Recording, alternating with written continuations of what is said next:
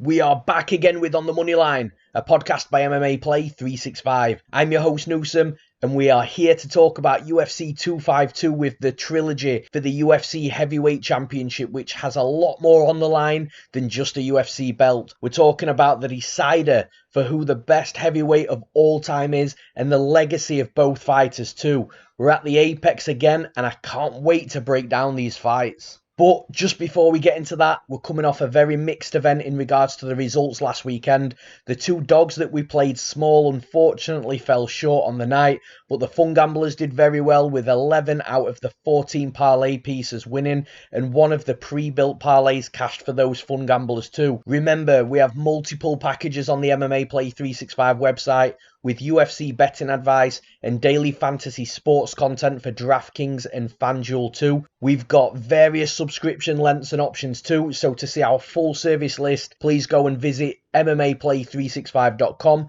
for more information or to sign up today. And with that said, let's go. Let's break down some fights. And in the main event, we've already spoken about it briefly. We've got the heavyweight championship on the line with Stipe Miocic versus Daniel Cormier 3. Daniel Cormier currently sitting as a minus 115 favourite, with the comeback on Miocic as the small minus 105 underdog. As for where the value is in this fight, honestly, with the lines being this close and the fighters being very well matched, there's value on either side if you've got a good read. It's possible to make an argument for both of these fighters winning, which we'll discuss very shortly. But as for where the line moves, I think it's going to fluctuate a little bit leading up to Saturday night. It wouldn't surprise me though, and I did mention this on Twitter last week, if we did see an absolute hammer being dropped on one of the fighters. But if you ask me which fighter is likely going to take that big money coming in, I honestly have no idea at this point. So the sensible side of me thinks that it might fluctuate between the two. I think we might see moments with Daniel Cormier at plus money. We might see moments with Stipe at plus money. I think once the plus money hits on either side though, should it hit on either side, that money will come in on that fighter and push it back to a pick 'em, which I think is roughly where the line is going to close come fight night. But as for how this fight plays out, it's a great fight. It's the third fight we've seen from these guys. In the first fight, I don't think you can really take too much from that. DC caught Miocic early in that first round, put him down and then knocked him out. So we didn't really see the fight unfold. However, in the second fight, that's where you can really take something from how both of these fighters match up against each other, because the fight went into the fourth round. We saw a little bit of everything from both sides. And like I say, we really saw how well they were matched. But what's really interesting in both of those two fights is both fighters that won actually cashed the underdog ticket. I was on DC first time around. I think I bet him at 2 units at plus 240, which was an absolutely absurd line. And if somebody asked me what the craziest betting line is that I've ever bet and won, that fight will be first in my mind, because at plus 240, like I said, it was crazy. The second fight, I did pick DC to win again, but I didn't bet DC. I think the line was a little too off. I think it was roughly around the minus 150 mark, and I just didn't want to pay that juice for him. And then, like I say, you look at the lines this time around, it's a dead even pick 'em pretty much, and it is a pick 'em at other books as well, so it makes sense. But some of the things that I personally took away from that last fight, the main one is DC's striking is criminally underrated. It's not the most technical striking you'll ever see, but he closes the distance well, he lands punches inside the pocket, and they come in combinations as well. You look at the numbers in that last fight, DC put up 181 strikes in under 4 rounds, which is not only crazy numbers for a fight in general, but it's definitely crazy numbers for a heavyweight fighter. And it's crazy numbers for a heavyweight fighter that's also predominantly a wrestler as well. So the fact that he landed that many punches on a fighter who we probably all believed was the better striker coming into that fight is just insane. Yes, DC also at 123 strikes. It was a high volume fight, but the fact that he was putting up the bigger numbers, I think, is definitely an eye-opener for sure. And the other thing that I took from that fight as well is I believe that DC's wrestling is evidently better. We all made that educated assumption before the fight that DC's wrestling would be better than Miocic's. Even though Miocic has got an NCAA NCAA D1 wrestling background himself. I think Cormier's background and his credentials, again NCAA Division 1 wrestler, Olympic level wrestler as well, I think that the correct assumptions were made that DC's wrestling was better. And actually, when you look at that first round, DC took Miocic down. It wasn't easy to take him down. He had to go to his typical single leg shot, then chain to a high crotch, then lift him up, and then he was a little bit patient whilst Miocic was trying to defend whilst he was upside down on DC's back stood up. But the bottom line is DC did eventually dump him. And the key thing in that aspect is DC then got into a good position on the mat, and Miocic had absolutely no answer for it. You know, it's not as if he wasn't trying to get back up. It's not as if he wanted to stay on his back and let DC spend time on top in top control. But it really does show that DC's top control and that heavy pressure on top really is significant in this fight, because Miocic, a fresh Miocic, a Miocic that wasn't tired, couldn't really do too much about it. Now, Miocic did take DC down as well in that fight and in the first fight as well. But the difference is when Miocic is taking DC down, these are momentary takedowns. DC was springing back up to his feet, not letting Miocic settle on the mat, not being in a bad position off his back where he's struggling himself. So I think looking at those two exchanges of the takedowns, it's clear that DC is the better wrestler. But Miocic is definitely no slouch in that area. Like I said, when DC took Miocic down, it wasn't easy, and a lesser wrestler would not have been able to do that against Miocic. I'm pretty confident in that. At this point, I have spoken a lot about DC and his qualities, but it's not as if Miocic is outgunned in this fight, because that's not the case at all. He's the champion. He also holds the UFC record for the most times a heavyweight fighter has defended the belt. The dude is a good fighter and really well-rounded himself. I know I'm spending a lot of time breaking this fight down, but I think it really deserves it because of the matchup. It's such a great fight. Miocic is predominantly a striker. As I've already mentioned, he has got a wrestling background himself. That might help him in some spots in this fight, just making it a little bit more difficult for Cormier to take him down. You know, other fighters will get taken down a little bit easier by Cormier. The fact that Miocic will have something behind him that can make Cormier work a little harder than what he's used to will go in his favour, especially when it comes to the gas tank and the cardio, because when it comes to wrestling, it is grueling and it is harsh on the gas tank. So it does benefit Miocic if he has good wrestling defence, because the more Cormier has to work, the more he's likely to tire. And Miocic's cardio is a bit of a mystery, to be honest, because some fights he looks like he's got great cardio. Some fights, when it goes late, it looks like he does fade a little bit. But then in some fights, he's just got this second wind. And I noticed in the last fight between these two guys that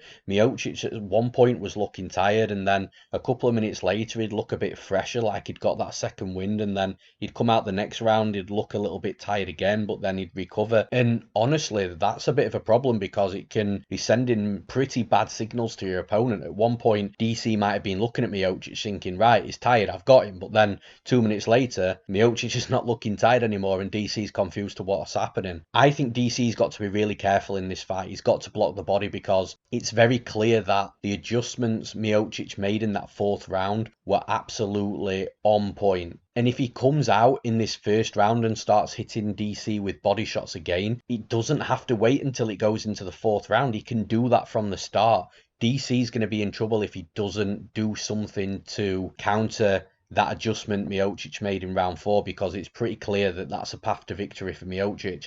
If he can start headhunting a little bit, then mixing into the body, it's going to confuse DC. It's going to allow Miocic to hit DC more than what he would if he was just headhunting. And it's going to hurt DC more as well, because the accuracy on those punches will be greater as well, due to the fact he's mixing it up, and it'll make DC think a little bit more inside the cage. So for me, I actually think it's going to be a wrestler versus a striker in this fight. DC did say after that loss to Miocic that the one mistake that he made is he didn't wrestle more. So that makes me believe that when they go inside the cage on Saturday night, DC will come out with a more wrestling heavy game plan. It's also a smaller cage as well, with it being at the Apex, a smaller cage than what they fought the past 2 fights. So the smaller cage does favour the wrestler in DC as well. But like I say, if Miocic can stuff takedowns or at least make Cormier work, he might lose a couple of the rounds. But Cormier's got to be careful that he doesn't get cracked with something hard. He does get hit a little bit coming into range. That's just his style.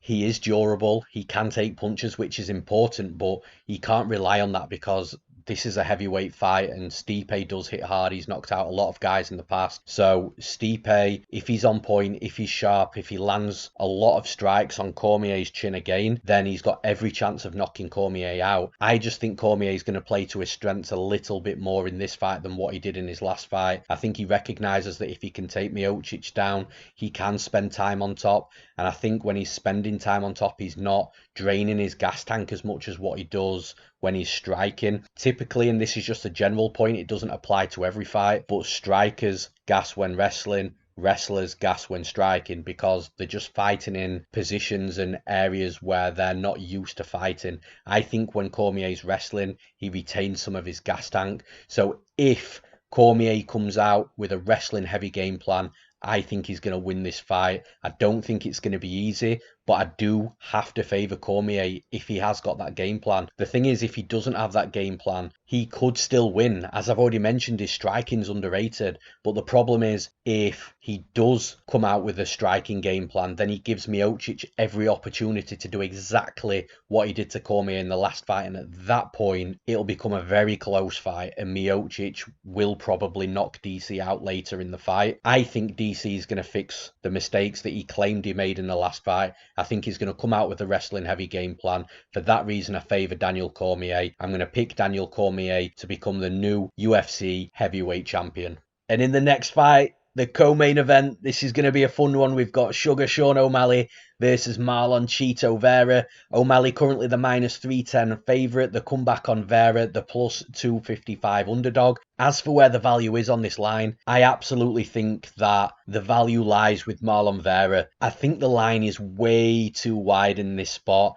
I do think that there's still a few questions on O'Malley, specifically level of competition. Then you look at Cheeto, who is a dangerous fighter that was on a crazy win streak before his last loss to Song Yadong, which actually I thought Cheeto won that fight. But this is a fighter that's improving, that's making improvements fight after fight. I think the line's too wide. I think as we get closer to fight night, the line will close in a little bit. I'm not sure how much it'll close in because O'Malley has got some serious hype behind him, which will affect the betting line. It wouldn't shock me to see O'Malley dip below minus 300. Maybe he hits minus 275 with some money coming back in on Cheeto, but I don't really see it dropping too much below that. And even in that point, if O'Malley's minus 275, I still think there's going to be value on the underdog. So I think we're going to see that value throughout fight week and come fight night as well. But as for how this fight plays out, I'm actually picking Sean O'Malley to win this fight, even though I think the value is on Cheeto Vera. It's really hard to pick against someone like O'Malley, who's young, hungry, developing, looking great each time out. I know there's a big question mark on the level of competition, but as a young fighter getting put in the cage in the UFC, you can only take out what's put in front of you, and that's exactly what O'Malley's doing. I know he's had some really sketchy moments before his comeback win against Eddie Wineland, and I say comeback, not that he'd lost in the UFC, but he had some suspensions due to USADA. But regardless, that comeback fight against Eddie Wineland was just a special performance from O'Malley. It was stylistically a good fight for him, but Eddie Wineland is not a fighter that is very easy to get out of there. He's a fighter that's aggressive, that will be in your face, that will make life difficult for you. And honestly, O'Malley made that look really easy. Like I say, I know it was a good stylistic fight for him. I broke that down fairly accurately during that podcast for that event. But here, it's just tough because I think we're going to see a better Sean O'Malley again. Now he's got that rust out of the way. If there was any rust there at all, it didn't look like it. And now he's fighting again in such a short space of time. So I expect to see further improvements. But Cheeto isn't a fighter that O'Malley's going to steamroll through, not in my opinion anyway. Cheeto is a slow starter, so he's got to be careful in that first round because O'Malley is completely opposite. O'Malley's a quick starter, good movement, quick hands, will mix in kicks with punches, will be really unorthodox inside the cage and be landing strikes from crazy angles. Cheeto's got to be really, really careful early on. But the longer this fight goes on, the more Cheeto will come into it. And I think Cheeto's best path to victory in this fight is to get hold of O'Malley, put O'Malley on his back and work his jiu-jitsu. O'Malley's not going to be very easy to take down. Like I say, he's very quick, he's very wild, he's very elusive inside the cage, so it's not going to be straightforward for Chito to get him down. But if Chito can get a hold of him and put him down and settle O'Malley on the back, so just make sure he's got through all the scrambles and he can settle O'Malley and get to work on top, then I think that's going to give Chito a good opportunity to win the fight. And I actually think that although Chito might not be able to keep O'Malley down for minutes on end and win rounds and win the fight that way, I think Chito can create openings and opportunities to potentially submit O'Malley, and that's where I see the value in Chito, because although I think there's a big gap in skill on the feet in the favour of O'Malley, I think the gap in skill on the mat is slightly wider with Chito being the better grappler. So that's where I see the value in Chito. The thing is,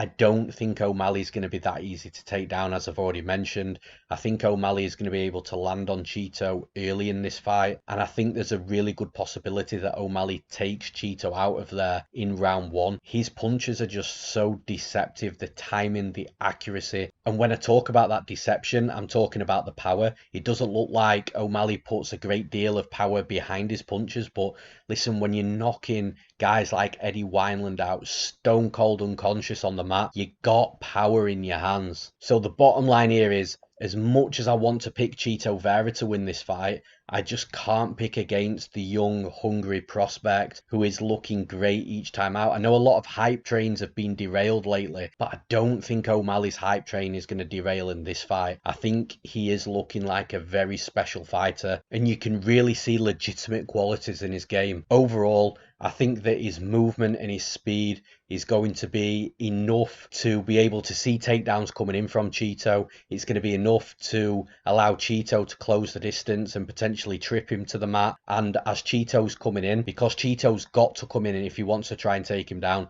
I think O'Malley's just going to be able to find the target on Vera. I think he's going to be able to land strikes on him, pop at him from range. And I think at some point that accumulation of strikes, along with maybe a punch that Vera doesn't see, could potentially knock him out. So I'm picking Sean O'Malley to win this fight. And in the next fight, back in the heavyweight division, we've got the veteran, the legend, Junior Dos Santos versus Jairzinho Rozenstruik. Rozenstruik is currently the minus 150 favourite. The comeback on Junior Dos Santos at plus 130 as the underdog. As for where the value is in this fight, I actually think we've got minimal value in Rozenstruik here. I think that he's a very dangerous fighter. I think at this point he's got more to give. I think he's more durable, which could play a key factor in this fight as well, which I'll touch upon very soon. But I do think that at minus 150, there is value there. Where the line goes, I actually think that the line keeps sinking because Rozenstruik was a bigger favourite a few days ago. The money's coming in on Dos Santos, and I think the money will continue to come on Dos Santos as well. I think we might see this close up a little bit. I don't think we'll get to minus 125 for Rozenstruik. I think at that point people will start seeing a tremendous amount of value and bet Rozenstruik back up.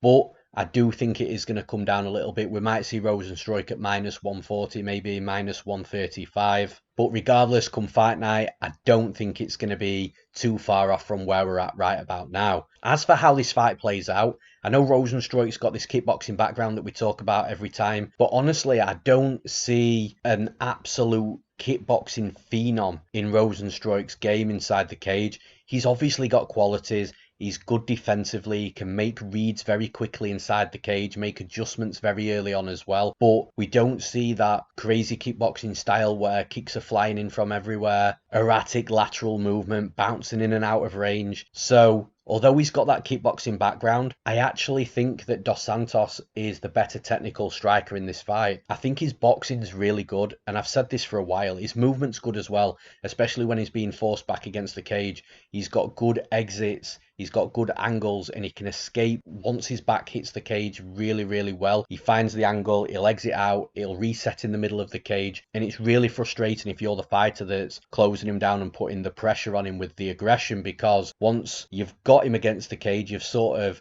nearly completed your task, and then he's out of there and reset in the centre, so it must be really frustrating. But Dos Santos has got really patient striking. He's got a good jab, he's got a good 1-2, he's got a good jab to the body as well, something that can be a little bit sketchy at times, because as he's throwing that jab to the body, he's leaving his chin wide open. A fighter with a good uppercut, and I've said this time and time again with Dos Santos, a fighter with a good uppercut can catch Dos Santos coming in with that jab, and from then it could just be lights out. The one thing I don't like about Dos Santos, you look at the fight with Curtis Blades, he was throwing some crazy uppercuts without setting them up, stepping in, throwing the uppercut, and again just leaving himself wide open to be countered. That's a real problem against Rozenstruik, because one side of his game, and I've already touched upon this already, that is really, really solid, his ability to make reads and to make adjustments inside the cage very quickly. He'll notice patterns and he'll be able to come up with a counter attack to those patterns that he's coming towards him. We saw it in the Arlovski fight. Arlovski showed him a strike, he feinted with the counter, Arlovski still threw that strike straight after, and that counter caught him and knocked him out. Rozenstruik's tricky and he is very clever inside the cage. This is actually one of the reasons that I'm picking Rozenstruik to win this fight, because I feel that Dos Santos is going to have his moments in this fight, but Dos Santos is available to be countered. Curtis Blades managed to get to Dos Santos. Curtis Blades managed to hit him with a hard shot, forced him back, and then Blades just jumped all over him, finished him. That was job done. Rozenstruik, in my opinion, is a better striker than Curtis Blades. So if Curtis Blades is catching Dos Santos, I think Rozenstruik can catch Dos Santos. I also think Rozenstruik hits a lot harder than Blades as well. And the biggest concern from Dos Santos' perspective is his chin isn't what it used to be. Dos Santos used to be a really aggressive fighter, looking and hunting for the knockout at every second inside the cage. But as he's been cracked over the years, after he's been in the wars over the years, he's had to adapt his game to a more point-scoring style, because he just can't be that wild fighter he used to be, because the durability just isn't what it used to be. I think if Rozenstruik cracks Dos Santos, he'll put him out. I'm not convinced that Dos Santos can take those punches from Rozenstruik. If for whatever reason Dos Santos fights a little bit smarter in this fight, even though he's quite a smart fighter in general anyway, if he fights smart and he stays out of the way of a power punch, then over 3 rounds he's going to have a lot of success and he's likely going to win a decision. I just don't think that Dos Santos can get away with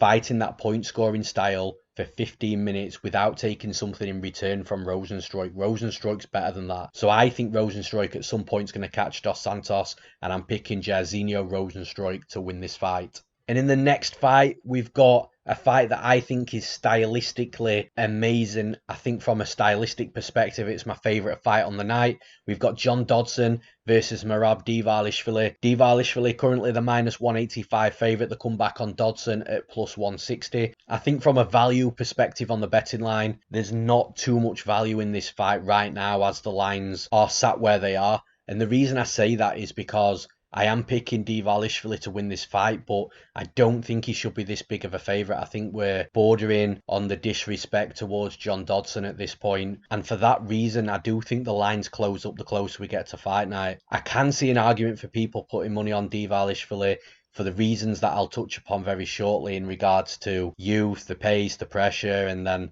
the aging veteran in John Dodson. But honestly, John Dodson still has something there, and I think he's going to become a bigger problem for Dvalishvili than some people might think. So I really can make the argument for the betting line to move each way. However, I do think that money will come in on Dodson if he becomes a bigger favourite, and I can see it closing up a little bit come fight night on Saturday. But how these fighters match up, it's a great stylistic fight. Honestly, from what I've seen of Dvalishvili in his short UFC career so far, is the dude has got pace and pressure like no other fighter that we've seen. They call him the Machine. That was a nickname given to him purely because of his work rate and the fact that he just doesn't slow down. He can go at 100 miles an hour for 15 minutes. I know we say this every time we break his fights down, but it's true. He was also not told by his team in the fight with Casey Kenny that he was fighting at altitude because they didn't want him to train any harder than he normally does due to him already training like an absolute beast day in, day out. This is what we're dealing with inside the cage, and this pace and pressure will break fighters. It will break a lot of fighters, and it could break John Dodson on Saturday night. The thing is with Dvalishvili, and the reason why I've got some hesitancy here, is because Dodson proved in his last fight to me and many others that he's still got something left in the tank. He looked much better than I thought he would against Nathaniel Wood. And actually, when you look at the style of Dodson, how he fights, and then look at the opponents that Dvalishvili has fought in his career, especially his UFC career, he's not fought anybody like Dodson. Dodson is a fast striker, moves in and out of range really well, really hard to be aggressive against because 1 minute is there, the next minute is not. Now, I still stand by what I said about Dodson in that breakdown of the Nathaniel Wood fight. I don't think Dodson is as quick as what he used to be. I do think that he's lost a step or two in the speed, but even though he's a little bit slower than what he used to be, he's still quicker than most fighters, and that's important. Dvalishvili is going to have to rely on being able to push Dodson back, to be able to tie up with him. I don't think he's going to be able to shoot takedowns out in the open. I think he's definitely going to have to push Dodson back against the cage, just purely because Dodson's movement is so erratic and so unorthodox. Lateral movement, constantly bouncing in and out of range and bouncing around the cage. I think it's going to be difficult for Dvalishvili to set his sights on Dodson in the middle of the cage and then shoot on him successfully. I think it's going to be a case of Dvalishvili using his pace and his pressure to force Dodson back, cutting off the angles and then tying up with him against the cage. However, when Dvalishvili is closing the distance, he's not overly defensively aware, which is a big concern. Dodson's hands are really fast. He's really good at moving into range, landing combinations and exiting. So if Dvalishvili isn't defensively aware, he's going to get cracked in this fight. Dodson's also got very underrated power. Ask Nathaniel Wood. Nathaniel Wood is a durable dude. Yes, he's been hurt in previous fights, but he can still take a punch and work through it. Dodson got to him. There is an argument that the stoppage was early. I'm not going to get into that because I don't think it was massively controversial. The referee did what he needed to do, and that was the end of it. But Dvalishvili is going to get hit in this fight, and that's key, because I do think he's going to lose the early stages of this fight. He might even lose round one. But can that pace and pressure of Dvalishvili eventually break Dodson, just like it breaks pretty much every fighter that Dvalishvili fights? I think it can. I think that Dvalishvili is going to get hit, as I've already mentioned.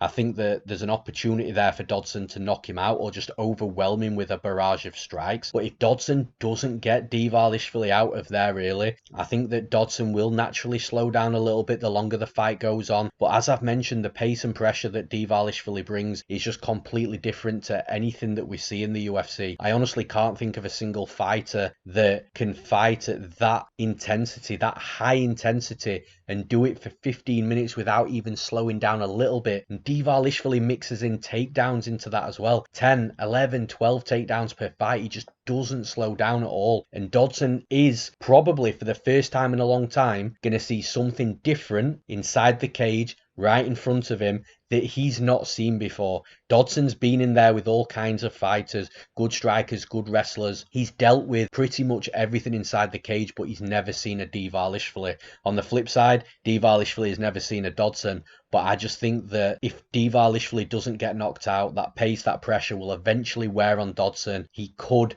end up taking the last 2 rounds of the fight, look good on the scorecards and win a decision. So I'm going to be picking Merab Dvalishvili to win this fight. And in the next fight, talking of controversy, we've got a rematch between Magomed Ankalaev versus Ion Cutelaba. Ankalaev currently the -310 favourite. The comeback on Cutelaba at +255 as the underdog. As for where the value is on this betting line, even though the line is much wider than what it was the last time these guys fought, I still think that there's value in Ankalaev, especially with the brief moments we saw in that first fight as well. I think a lot of people might not take too much away from that fight, but I do take some stuff away from it, and I'll talk about it a little bit later. But yeah, I think there's still value with Ankalaev. As for where the line moves, I think it's going to close in naturally. I think a lot of people are going to be on Cutelaba at +255 for a guy that's aggressive, for a guy with huge power, and clearly he's not going to be a happy man inside that cage. I think he's going to storm at Ankalaev for +255. I think there will be people rolling the dice at that line. I think it'll close a little bit come fight night. Now let's talk about the fight, because in their last fight, it was mental. There was animosity at the stare downs. Cutelaba doing his trademark, screaming in his opponent's face, or making a move to try and make them flinch. Didn't work with Ankalaev. Ankalaev stood there steady as a rock, smiled back at him. And then when both fighters were in the cage getting announced, they had to be split up by security. And at this point, it was boiling up. Then the fight started. It started fast, as you can expect. We got Ankalaev landing punches on Cutelaba. We had Cutelaba trying to put Ankalaev's chin into Rozed. But this is where the controversy starts. Ankalaev looked to have hurt Cutelaba. Cutelaba looked to have wobbled a little bit, but then he'd come out of that dazed state and he'd wing a big bomb. I honestly don't think Cutelaba was hurt. I think Cutelaba was playing possum. He was trying to act wobbled so Ankalaev would come in recklessly and then throw something back. Unfortunately for Cutelaba, it backfired because the referee stopped the fight thinking that Cutelaba was hurt when he actually wasn't. That's why, even though it was a controversial stoppage, I think it was the right call to make by the referee. And some people might say I've got bias in this because I bet Ankalaev in that fight. Honestly, when I talk about things like this, I can leave bias out of the way. I think Ankalaev would have won the fight later down the stretch anyway. But although I think it was quite interesting how Cutelaba approached the fight in regards to pretending he was hurt, there are huge risks in that, and the referee saw Cutelaba looking like he was on skates, looking like he was wobbling, and stopped the fight because he thought he was hurt. The referee did nothing wrong. Cutelaba had very strange tactics and it backfired. It's as simple as that. But as for how this fight plays out, my prediction is going to remain the same as it was the last fight, and the breakdown is going to be relatively the same as well. But the one thing I actually took from their first fight, and I mentioned this at the start of the breakdown of this fight, is the fact that Ankalaev remained very calm under that very intense pressure. There was intensity throughout the entire build-up to the fight. There was intensity before they even were allowed to go at each other inside the cage. Then there was the intensity and the quick start from Cutelaba. Ankalaev just remained super calm throughout it all, and that's really important. Even when Cutelaba was wobbling and acting like he was hurt, Ankalaev didn't even bite to that. He was again calm, composed. He thought his opponent was hurt. He didn't rush in still. He just took his time, picked his shots, and he was actually landing quite a lot on Cutelaba during those moments as well because of how calm he was. He was able to get out the way, counter nicely, push forward himself, land a couple of shots, then Cutelaba would come back at him. The entire exchange of strikes in that moment, I think Ankalaev just looks like he's the much more composed fighter. And that, for me, is the reason why the line is wider this time than it was last time. Because although I disagree with the statements that say, oh, Ankalaev was on his way to winning that fight, I mean, I think it's a bit of a stretch. I kind of get where you're coming from with that statement, but it's a bit of a stretch because the fight was only a minute or so into it and there was a lot of time left in the fight. But the fact that Ankalaev was getting off on shots and looking calm and composed tells me that he's a better fit for this fight than what Cutelaba is. Ankalaev, I think, is going to have the same approach in this fight. I think he's the more well-rounded fighter. He can do everything. He can strike at a high level, moving forwards and moving backwards, which is important. But he's also got his wrestling and his top control in his back pocket as well. Cutelaba can be taken down. He can be worked on. He can be finished on the mat as well. So I think that the paths to victory for Ankalaev are much greater than the paths to victory of Cutelaba. Cutelaba, I think, has got a very short window to knock Ankalaev out, and I just don't see it happening personally. I think he's going to try. I think he's going to tire himself out by doing so, and from that point, Ankalaev's just going to have a choice. Do I strike with the gas dude, or do I take him down, and do I finish him on the mat? I think Ankalaev is a future light heavyweight champion. I think he's a legit prospect. He's much more well-rounded, calm under pressure. I'm going to pick Magomed Ankalaev to win this fight.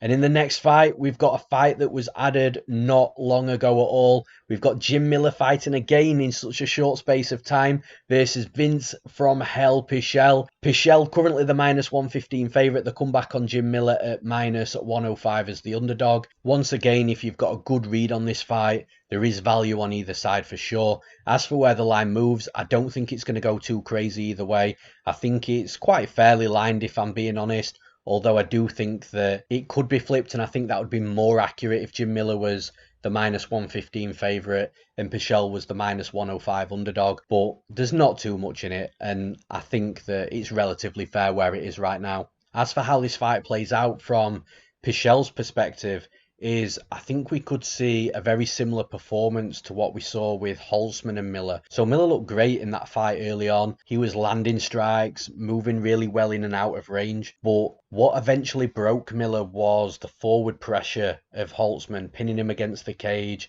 making sure he couldn't angle or exit out, and just really forcing Miller to fight on the back foot for longer periods than what Miller will have liked. Pichel has got that type of style. Pichel's also a good wrestler as well. He scored a lot of takedowns in the UFC. I'm not sure if he can put on a wrestling clinic against Miller, and I think it'd be quite dangerous for him to do that. And that's actually one of the reasons which, if you haven't guessed it from the introduction, I am picking Jim Miller to win the fight, because although Pichel could knock Jim Miller out, although he could win a decision from that forward pressure, I just think the best chance of Pichel winning fights at this stage in the UFC is to use his wrestling and that heavy top game. If Pichel has that wrestling heavy game plan and starts looking to take Miller down, I think he's going to end up getting caught in something from bottom, or Miller's going to be able to scramble up and take the back and submit Pichel.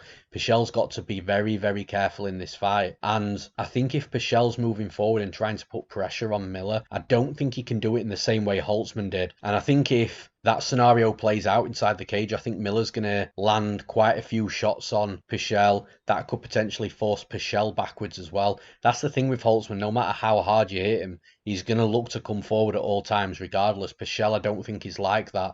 I think he's a fighter where you can have your moments against him. You look at the Joaquin Silva fight. Once Silva started landing a few hard shots on Pichel, he started having his own moments. At that point, maybe Jim Miller can look for takedowns. Again, Pichel's not going to be that easy to take down. Only one man's really been able to do that with ease against Pichel, and that was Gregor Gillespie, who we all know is a phenomenal wrestler. But regardless, the takedowns are a possibility for Jim Miller. And the fact that Pichel's wrestling, I think, is almost going to be nullified in this fight, because I don't think that he's going to want to start tangling with Miller on the mat. I think that gives Miller the opportunity to put Pichel out of his comfort zone just a little bit, impose his game, mix it up with the strikes and the takedowns, and potentially look great on the scorecards should it hit the scorecards. And because the possibility of Miller finishing the fight along the way could be relatively high as well, I think he's got more paths to victory in this fight, and he's probably going to be the more comfortable fighter inside the cage out of the two fighters as well. So I'm picking Jim Miller to win this fight. And in the next fight, we've got Livinha Souza versus Ashley Yoder. Livinha Souza currently the -150 favourite. The comeback on Yoder at +130 as the underdog. As for where the value is in this fight, I do think there's value in Souza at -150. I don't think the betting lines are too far off from where they should be, to be honest.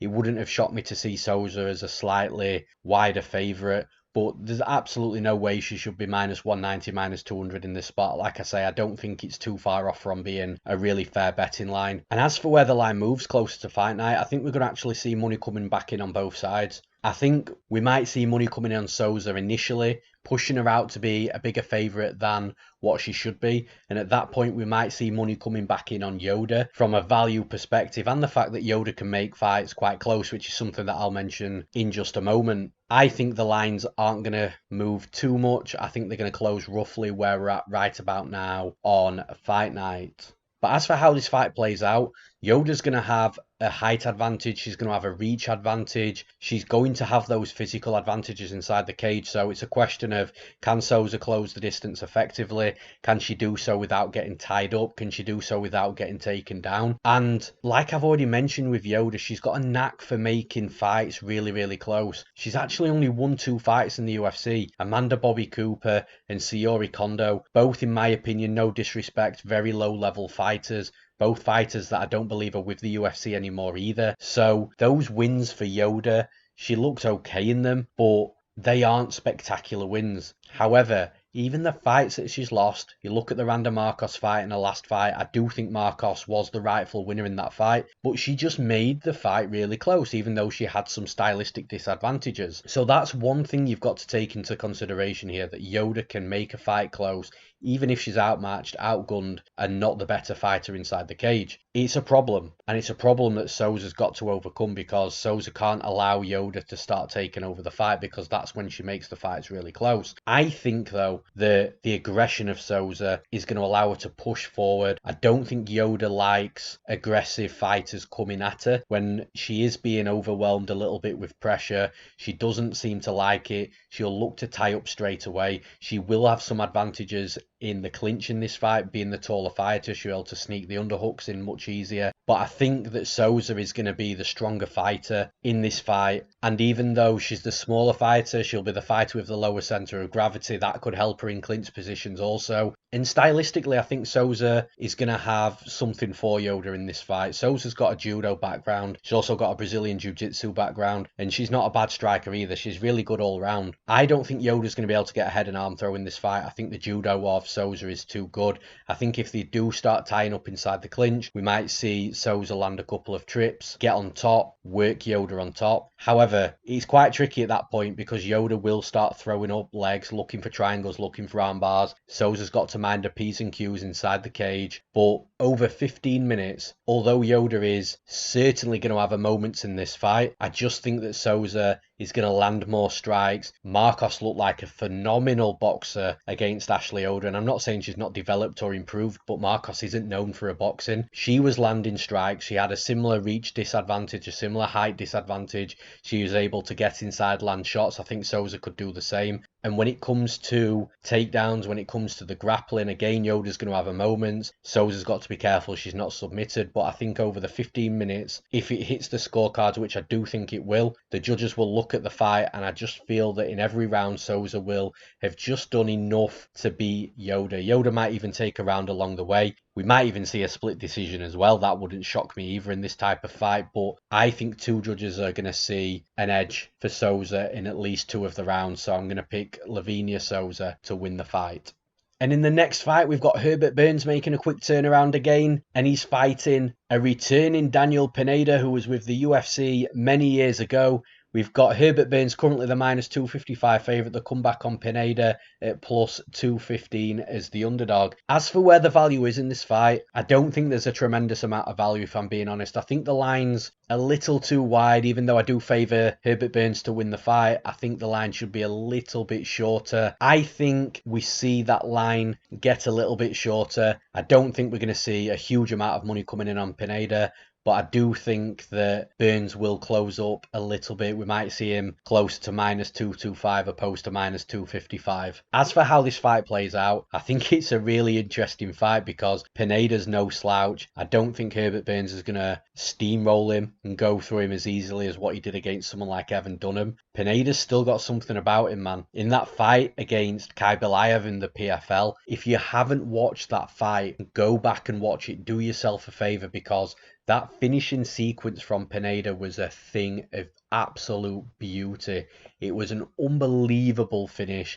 I loved it. I replayed it quite a few times when I was watching tape on this fight. Just a phenomenal finish. And Ankalaev was a beast. He was a guy knocking people out himself. So the fact that Pineda could get in there and do that against Ankalaev was impressive. The only detriment on Pineda in that perspective is he was popped. And the wins against Jeremy Kennedy and Ankalaev were both ruled as a no contest by the PFL. So he does have that tainted mark on him at this point with that finish and with those two fights in the PFL for sure. But regardless, he's a good fighter, and I think he's going to cause Herbert Burns some problems. I just don't see Herbert Burns collapsing in this fight. I don't see him allowing Pineda to really get his game going to the point where Pineda's putting Burns in trouble. I think Burns' striking's improving.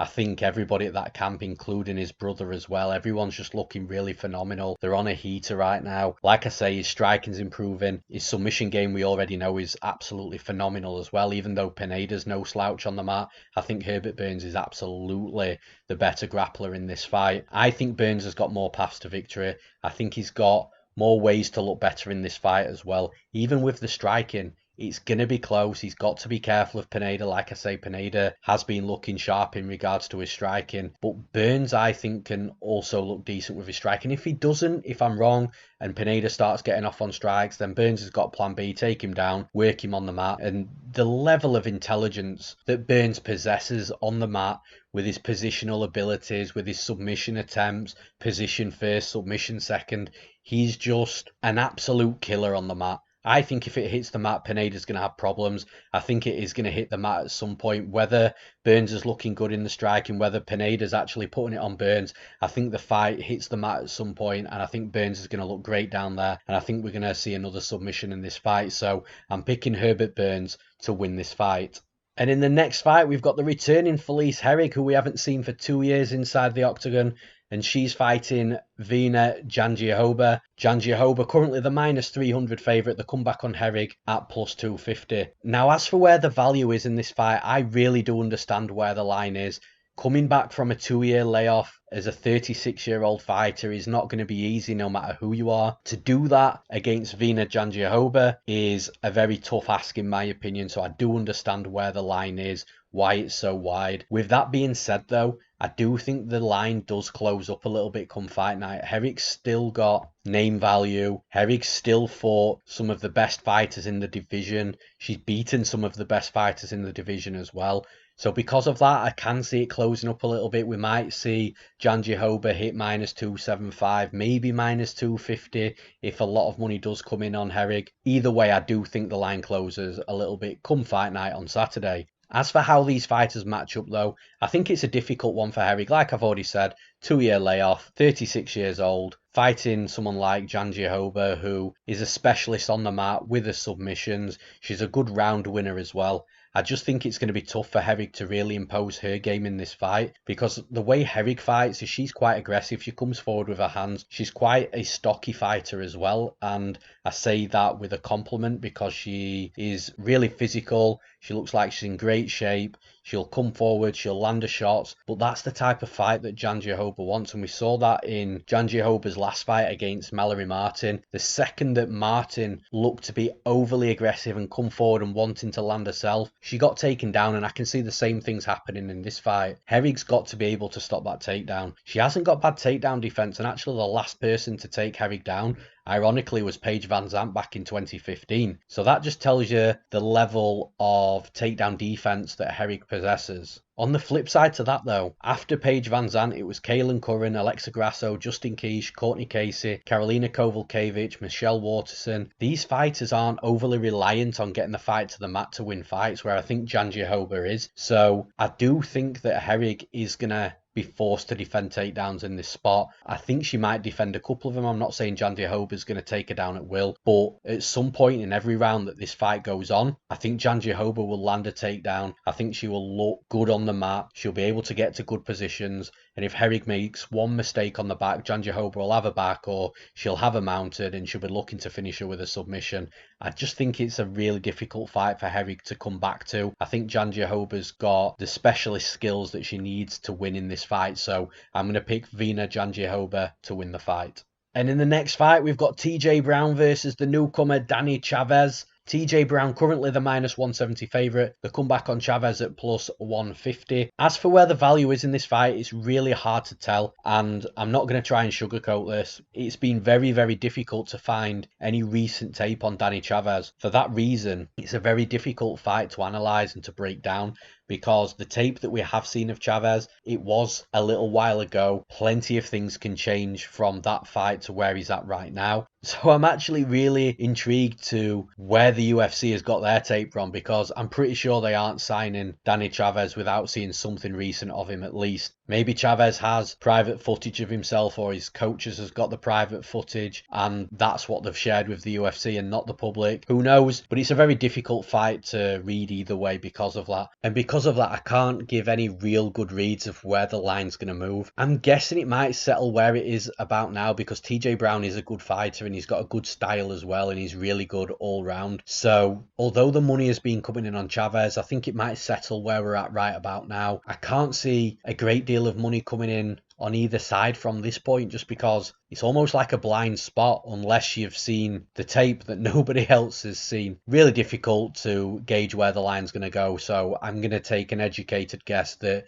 it'll stay roughly where it is right about now come fight night.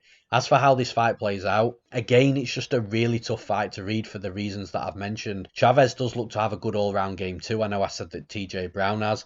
He's aggressive, he'll come forward. He looks like he likes to strike and enter an aggressive fight. But as I've said, it could be a completely different Chavez that we see on Saturday night to what we've seen previously in tape. I am going to favour TJ. He's a guy with a kickboxing background. Then he moves into MMA, works on his wrestling, looks like he's turned into a really good wrestler, can be relentless with takedowns, does have a good top game, does have submissions as well. He's a really intriguing fighter, and although he made some silly mistakes against Jordan Griffin in his last fight on his UFC debut, I suppose we can sort of give him a bit of a pass for that with it being the debut, but he was looking great in that fight up until the moment where he got caught and finished. So although you've got to be really cautious with that in mind, I do think that Brown is a really good fighter. I do think he's a fighter that will continue to improve, and I don't think that we've seen the finished product by all means. For that reason, for what I know of Brown, for the fact that he fights in a perfect style that I like, I'm going to pick him to win. So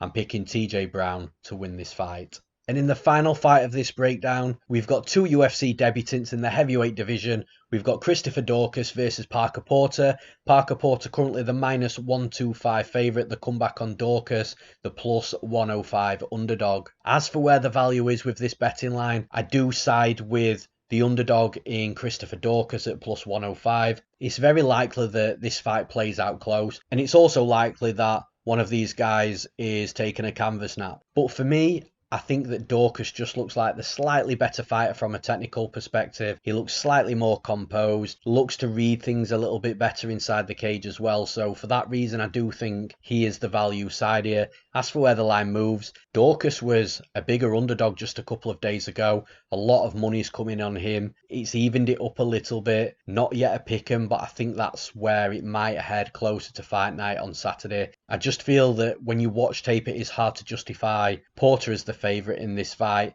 If it was minus 110 or minus 115 apiece at a pick'em, I think that's much fairer, and I think that's what we might see come fight night on Saturday. As for how this fight plays out, both fighters look to be predominantly strikers. I'm not saying they don't have wrestling or grappling, but they do look to prefer throwing hands and kicks. I've touched upon it already. I think that Daukaus is the slightly more technical fighter. Porter will come out there, he'll look for big shots. He won't throw too many combinations. He will look to land the one bomb and put somebody out. But Daukaus just looks to be a little more calm and composed and will just trust the process, let the fight play out, make some reads, land whilst he's making reads as well. And it seems to me that if this fight does go late and it does go into the third round, maybe it does hit the scorecards, that Daukaus will have landed the more volume on Porter. I think he'll be the one looking better minute by minute than Porter. I'm not saying Porter's not going to have his moments in this fight, because I do think he'll have his moments. Nerves could hit either fighter with it being the debut as well, with those UFC debut jitters. I'm just going off what I see on tape. I would just trust Daukaus more with my money than what I would with Porter. I just feel that he takes less risks. He puts things together a little bit more, and that sort of style will usually look better than the guy coming forward trying to be aggressive and landing one big shot. So for that reason, I'm picking Christopher Daukaus to win this fight.